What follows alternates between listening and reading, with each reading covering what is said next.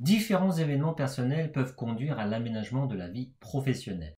En fonction de votre situation personnelle, tout un tas de congés, de temps partiel pour aménager votre temps ou d'autorisations peuvent vous être accordés dans l'enseignement. Quelles sont les différentes possibilités d'aménagement? Passons en revue les principaux aménagements existants. Tout d'abord, vous pouvez demander une autorisation d'absence, par exemple en cas de mariage, de préparation d'un concours. Vous pouvez aussi demander un congé parental ou une disponibilité pour élever votre enfant ou un congé de présence parentale en cas de présence nécessaire auprès de votre enfant victime d'une maladie, d'un accident ou d'un handicap d'une particulière gravité. Un congé de formation professionnelle peut aussi vous être accordé ou une disponibilité en vue d'une reprise d'études par exemple. Enfin, il existe aussi la disponibilité pour donner des soins à son conjoint ou autrement pour convenance personnelle. Par ailleurs, en cas de difficulté de santé obligeant momentanément à ne plus travailler ou en cas de naissance d'un enfant, il est possible d'obtenir sous certaines conditions un congé de maladie, ou de longue maladie, ou encore de longue durée, voire un temps partiel thérapeutique. On y reviendra.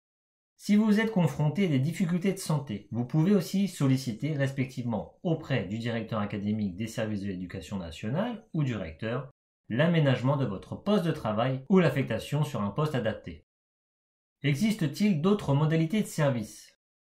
Être enseignant, c'est aussi avoir la possibilité d'exercer à temps complet ou selon d'autres modalités de service. Par exemple, on peut vous accorder un temps partiel sur autorisation.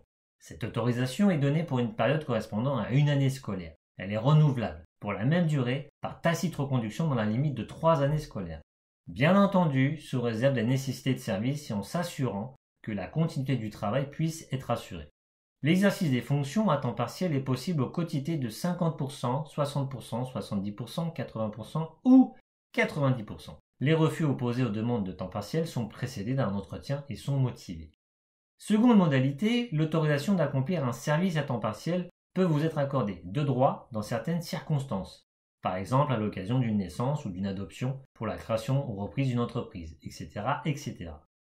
Et la dernière modalité, le temps partiel thérapeutique, qu'on ne vous souhaite surtout pas de connaître, ce serait bon signe, la santé avant tout.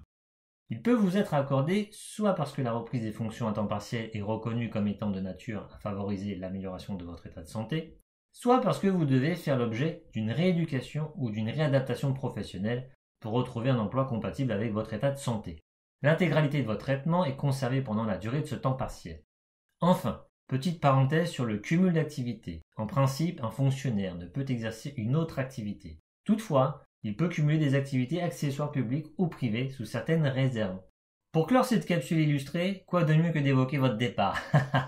Sachez que la démission et l'indemnité de départ volontaire sont deux modes de cessation définitive des fonctions du fonctionnaire de l'État.